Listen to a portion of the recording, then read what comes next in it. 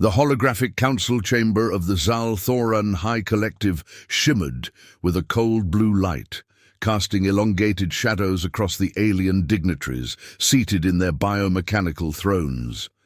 Their features were sharp and angular, with translucent skin pulsing faintly with bioluminescent veins, a visual indicator of their species' advanced evolutionary status. All eyes were fixed on the projection, hovering in the center of the chamber, a live feed from the distant and unremarkable star system known as Sol. The feed showed Earth, a swirling marble of blue and green, and the humans, those peculiar, stubborn creatures, engaged in a desperate battle against a Xal'Thoran assault fleet. The fleet was one of the most formidable in the galaxy, bristling with energy lances, plasma cannons, and shield technology so advanced it had rendered entire civilizations obsolete. Yet, here were the humans, outnumbered and outgunned, their primitive vessels little more than glorified tin cans with engines, primitive, predictable, pointless resistance, hissed High Arbiter Yvoran, her voice resonating with disdain. She gestured at the projection, where a human fleet, smaller in size, had formed a loose and seemingly chaotic formation. Why must we waste resources subjugating such an insignificant species? Suddenly the feed flickered as something unexpected happened. The human ships began moving in a pattern that defied conventional strategy, darting in erratic, unpredictable arcs. Before the Xal'Thoran commanders could adjust, coordinated strikes crippled several alien frigates. Human pilots were ejecting from their damaged vessels, using personal thrusters to board enemy ships and wreak havoc with improvised explosives. On the ground, human soldiers fought with a tenacity that bordered on madness, using the terrain, weather, and even alien fauna to turn the tide of skirmishes. "What is this?" gasped one of the younger council members, his veins dimming in shock. High Arbiter Yvoran leaned forward, her glowing eyes narrowing. "Desperation," she sneered. But her voice faltered as the feed zoomed in on a lone human soldier. Standing atop a wrecked Xal'Thoran walker, the human held a tattered flag in one hand and a makeshift weapon fashioned from alien debris in the other. He screamed something into the air, words that could not be understood, but carried an undeniable primal energy that resonated even through the lifeless projection. "They fight as though they believe they can win," murmured another council member, awe slipping into his tone. Yvoran scowled. "It is not belief," she corrected. "It is delusion." But deep within her, a flicker of doubt took root. The humans were not fighting for conquest or survival alone. They fought for something the Xal'Thoran had long forgotten, something that could not be quantified or suppressed, and it terrified her. The skies above Earth had become a battlefield of chaos and brilliance. Xal'Thoran dreadnoughts, sleek and glistening with bioluminescent armor, hovered ominously over the planet, their massive energy lances firing concentrated beams that incinerated anything they touched. Below, Earth's cities lay in ruin, but their streets were alive with defiance. Humanity, the species the Xal'Thoran had deemed too primitive to offer meaningful resistance, was proving anything but predictable. For the Xal'Thoran High Collective, the invasion of Earth was merely the final step in asserting galactic dominance. The humans, a species new to the stars, had unknowingly claimed territory rich in callistrium, a rare mineral vital to Xal'Thoran technology. Conquest was inevitable, and resistance was expected to be minimal, at most a nuisance. But what had been planned as a swift operation had devolved into a prolonged and costly campaign. For humanity, this was no mere war. It was survival itself. If Earth fell, humanity's future would be snuffed out, their species reduced to another footnote in galactic history. But amidst the fire and chaos, humanity saw something more, an opportunity to prove their worth, not just to themselves, but to the galaxy. In the nerve center of a hastily repurposed underground base, Commander Elena Vasquez studied a holographic map of the battlefield. Her sharp eyes flicked over the lines of enemy ships and ground troops, absorbing every detail. Elena was a veteran of Earth's first interstellar expeditions, a soldier who had seen humanity's potential among the stars. She had spent her life preparing for contact with alien species, but nothing could have prepared her for the relentless force of the Xal'Thoran. "Elena," a voice crackled over the comms. It was Dr. Raj Patel, chief strategist and one of the brightest minds of Earth's fledgling interstellar fleet. The Xal'Thoran dreadnoughts are repositioning over the Atlantic. They're coordinating for a concentrated strike. If they hit the Pacific Command Center, we'll lose everything. Elena nodded grimly. "We won't let it happen. Prep the strike team. And Raj, I want every available mind working on that dreadnought's shield tech. Find me a way to crack it." Across the battlefield, a Xal'Thoran observer stood on the bridge of the Vatha, one of the fleet's flagship dreadnoughts. Consul Rinzal was among the few in the Xal'Thoran collective who had studied humanity before the invasion. He had dismissed them as primitive, their technology centuries behind galactic standards. Yet, as he watched humans coordinate their attacks and exploit even the smallest weaknesses in the Xal'Thoran forces, he felt a growing sense of unease. How do they adapt so quickly? Rinzal murmured to himself. He leaned closer to the holographic display, which showed a human strike team disabling one of the Xal'Thoran's walker units with scavenged alien tech and an audacity that bordered on recklessness. "Consul," one of his subordinates said, his bioluminescent veins flickering with apprehension, "should we deploy more forces? Their resistance is unexpected." Rinzal waved a hand dismissively. "Their defiance is a reflex, not a strategy. Let them burn themselves out. They lack the discipline and unity to sustain this." The Xal'Thoran technology was as alien as it was formidable. Their ships resembled organic creatures, pulsating with energy and seamlessly blending advanced machinery with biological components. Even their ground troops moved in unnerving synchronization, their armor shifting and adapting like a second skin. In contrast, humanity's defenses were a patchwork of ingenuity and desperation. Fighter jets, repurposed spacecraft, and retrofitted alien technology made up the bulk of their arsenal.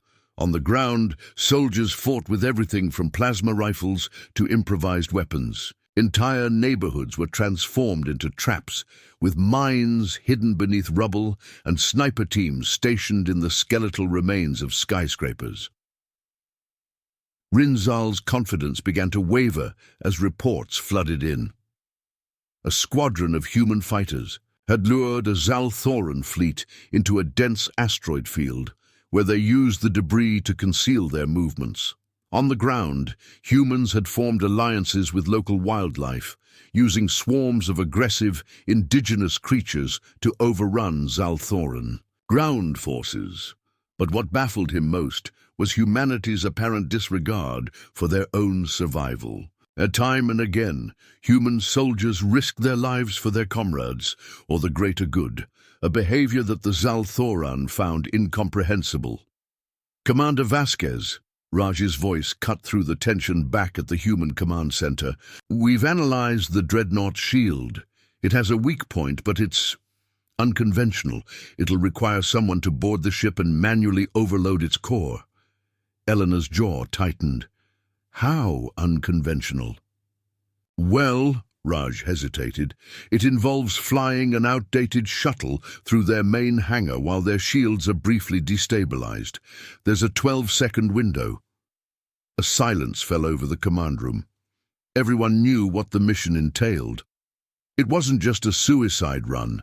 It was a gamble with impossible odds.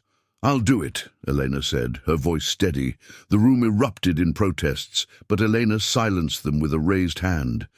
"If humanity has any chance of surviving this, it'll be because we're willing to do what they can't predict."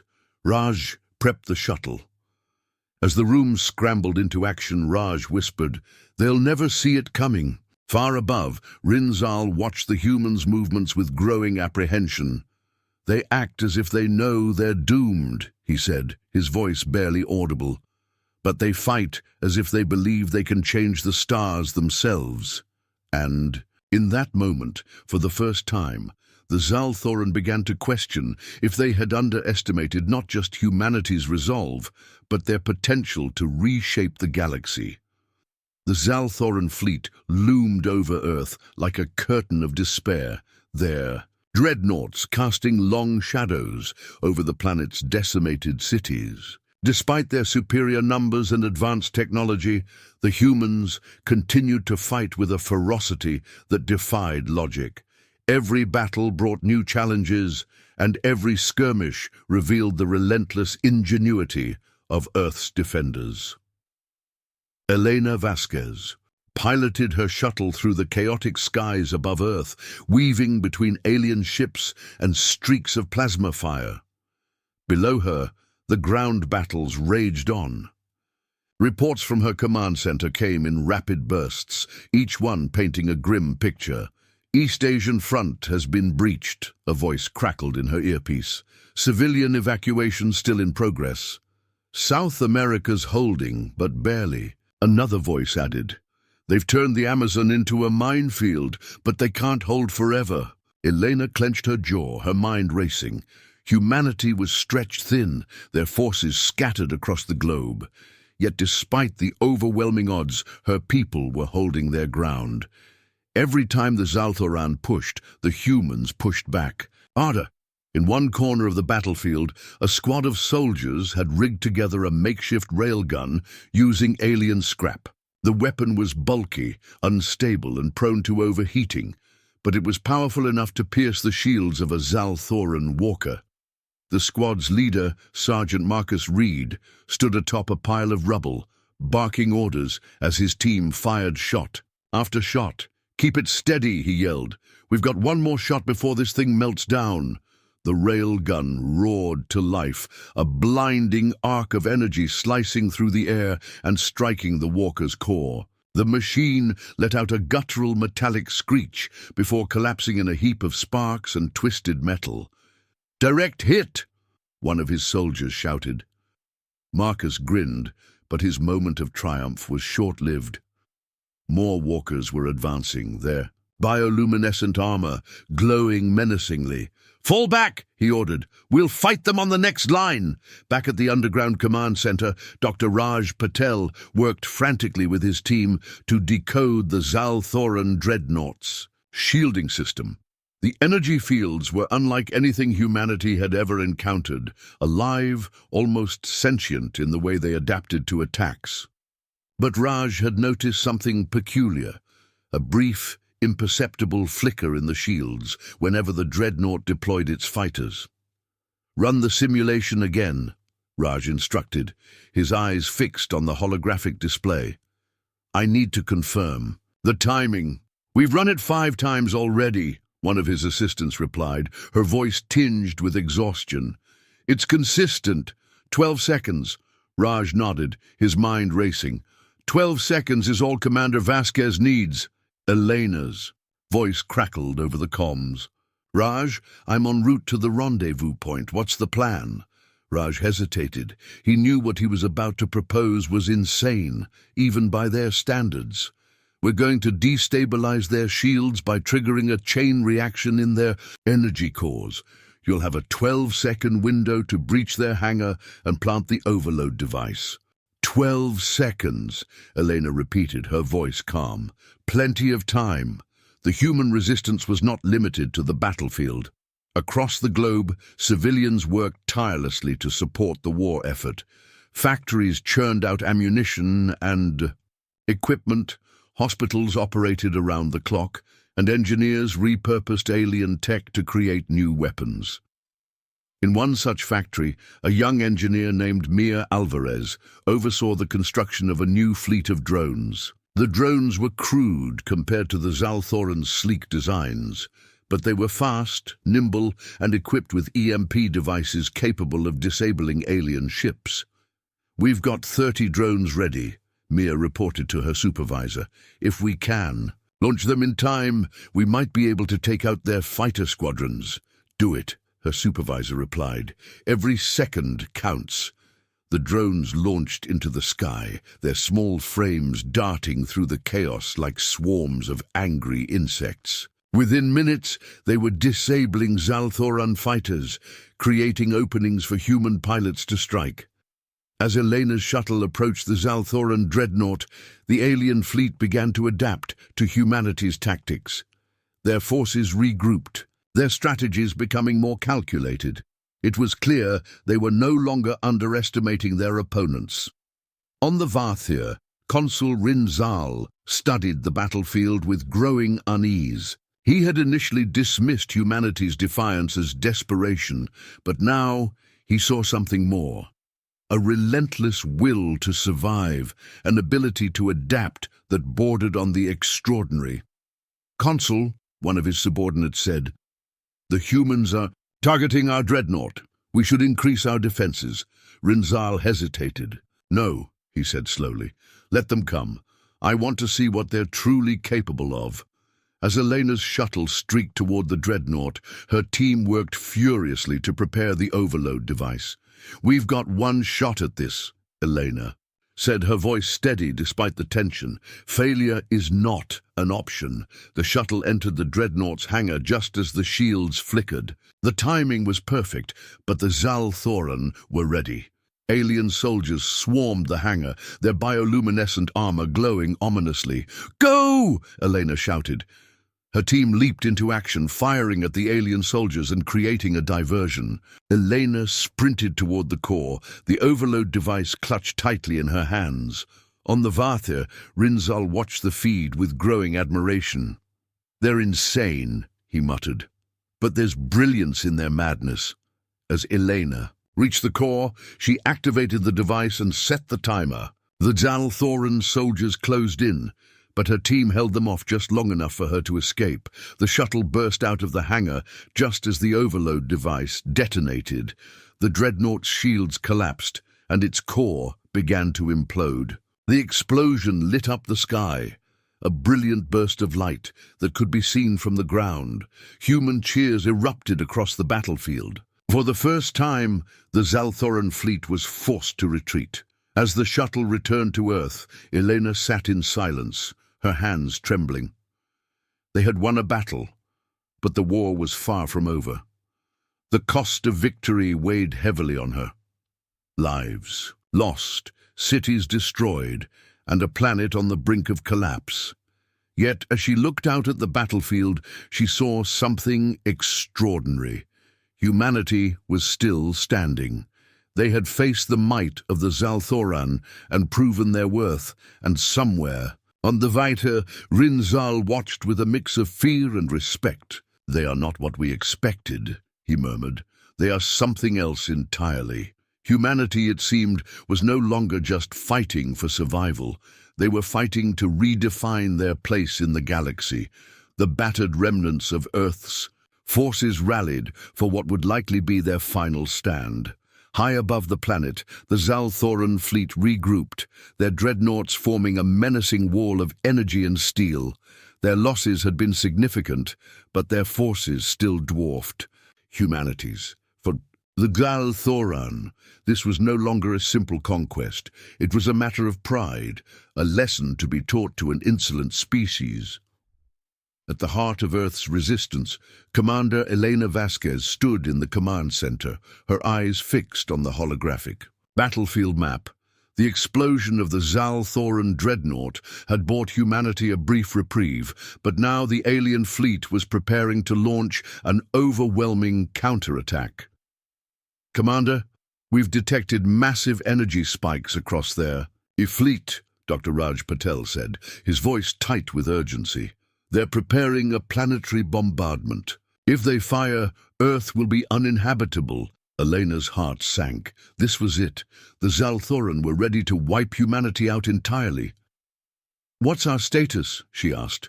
Our remaining ships are operational, but barely, Raj replied. We've retrofitted what we could with the tech we salvaged from their wrecks, but it won't be enough. Elena's mind raced. They needed a plan, something bold, something the Xal'Thoran would never expect. Her eyes fell on the schematics of the Xal'Thoran mothership, the Xeran, displayed on the holographic map. It was the nerve center of their fleet, coordinating their attacks and defenses. If we take out the Xeran, she said, their fleet will lose coordination. They'll be vulnerable. Raj stared at her, incredulous.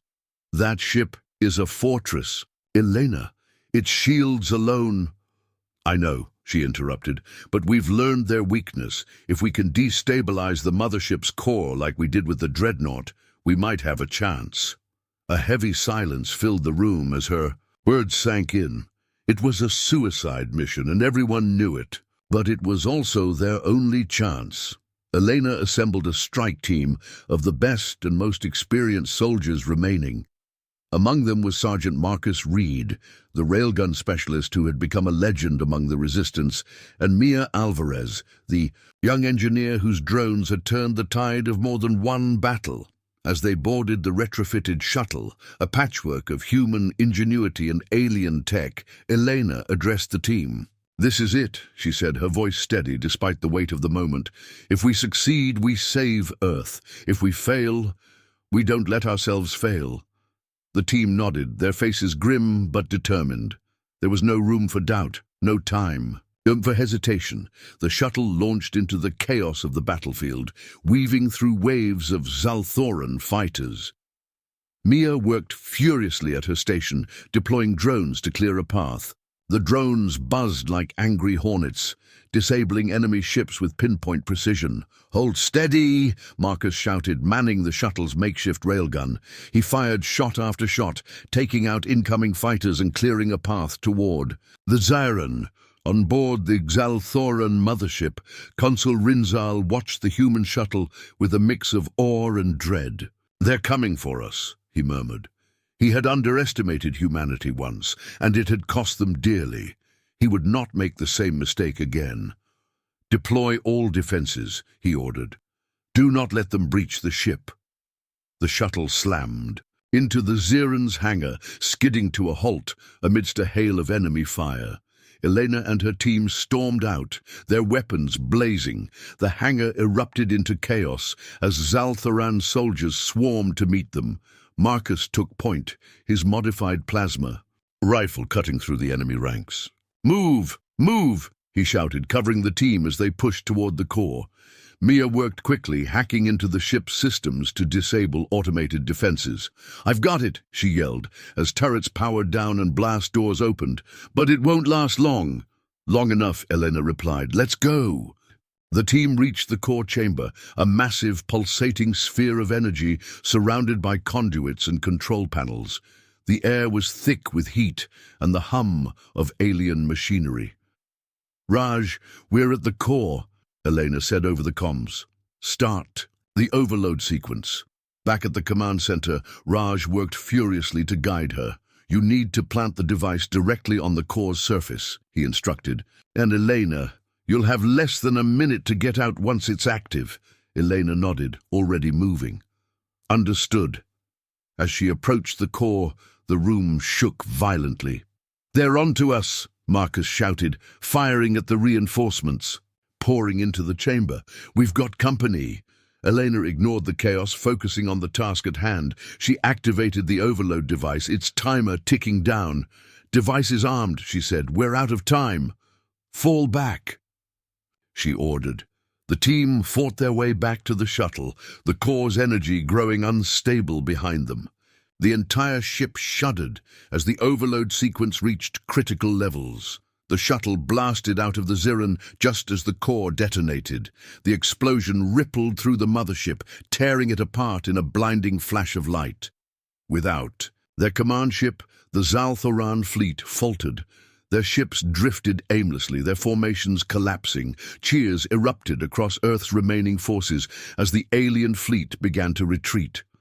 For the first time in weeks, hope filled the air, but as the shuttle descended toward Earth, it became clear something was wrong. The damage it had sustained during the mission was too severe. "We're losing power," Mia shouted, frantically trying to stabilize the controls. Elena took the controls, her face calm. "Get everyone to the escape pods," she ordered. "What about you?" Marcus demanded. "I'll guide the shuttle down," she said. "This is my fight to finish." The team protested, but Elena's resolve was unshakable. One by one they entered the escape pods, their eyes filled with both gratitude and sorrow.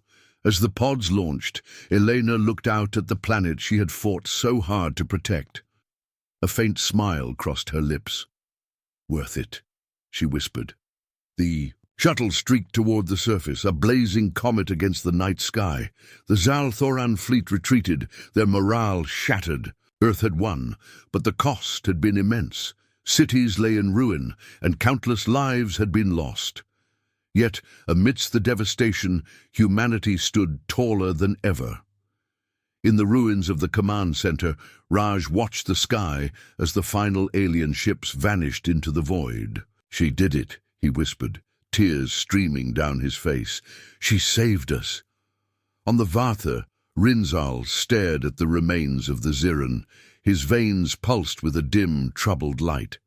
"They are more than we thought," he admitted to himself. "More than we ever imagined. For humanity, the battle was over, but the war had only just begun. And somewhere, among the stars, a legend was born, a story of resilience, ingenuity, and sacrifice that would echo through the galaxy. For generations, the alien sky was eerily quiet. The Xal'Thoran fleet, once an unstoppable force, was now a scattering of fading lights retreating into the void.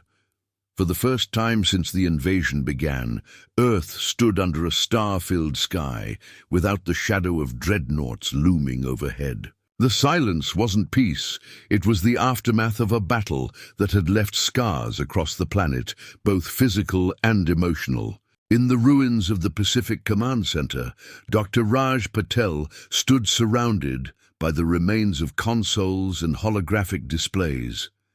The victory should have felt triumphant, but all he felt was exhaustion. He watched as rescue teams pulled survivors from the wreckage, and engineers worked tirelessly to rebuild what had been lost. A comm officer approached him. "Doctor, the Xal'Thoran fleet has retreated beyond Mars. No signs of regrouping." Raj nodded, but didn't respond immediately. His eyes flicked to the sky where Elena Vasquez's shuttle had made its final descent. Her sacrifice had turned the tide, but the cost weighed heavily on everyone who had fought alongside her. "She gave us a chance," Raj finally said. "We can't waste it." On board the Vatha, Consul Rinzal watched as his fleet withdrew, a decision that burned his pride but preserved what remained of his forces. The loss of the Ziran and its devastating ripple effect had shaken the Xal'Thoran to their core. "They were nothing more than primitives," one of his subordinates hissed, frustration radiating through his bioluminescent veins. "How could this have happened?" Rinzal turned, his glowing eyes narrowing. "Do not mistake them for primitives," he said coldly. "We underestimated their ingenuity, their resilience, their will. That mistake cost us dearly." "What now?" the subordinate asked, his tone subdued. Rinzal looked out at the distant blue dot of Earth. "We watch, we learn, and we remember that humanity is not a species to be taken lightly." In a small makeshift hospital in what remained of Vancouver, survivors gathered around a hastily erected comms tower. News of the Xal'Thoran retreat spread quickly, sparking cheers and tears in equal measure. Among the survivors was Sergeant Marcus Reed, battered and bruised, but alive. He sat in silence, staring at the ground, his thoughts on Commander Vasquez. "She did it," he said to no one in particular. "She actually did it." Mia Alvarez, the young engineer who had been part of the final mission, sat beside him. "Her," Hands were wrapped in bandages and exhaustion lined her face, but her eyes were bright with determination. "She didn't just fight for Earth," Mia said softly. "She fought for what we could be, what we have to be now." Marcus nodded. "We owe her that." As Earth's leaders and military began to regroup, a sense of purpose took hold. The planet was in ruins, its people battered, but the spirit that had carried humanity through the darkest hours was unbroken. The battle with the Xal'Thoran had proven something fundamental. Humanity's strength wasn't in its technology or numbers, but in its ability to adapt, to endure, and to fight for something greater than itself. Raj Patel addressed the remaining resistance leaders in a somber meeting. "We've survived this, but the galaxy now knows who we are. The Xal'Thoran will not be the last to test us. We need to be ready." "What do you suggest?" one of the leaders asked. Raj looked out the broken windows of the command center, where a new dawn was breaking. "We rebuild, smarter, stronger together. We take what we've learned from them and build a future where humanity isn't just a survivor. It's a force to be reckoned with." Around campfires and in the halls of makeshift shelters, stories of Elena Vasquez began to spread. Her sacrifice became a symbol of humanity's resilience and courage. Children spoke of her as a hero who had stared down the impossible and won. Soldiers honored her as a commander who had led from the front, giving everything for her people.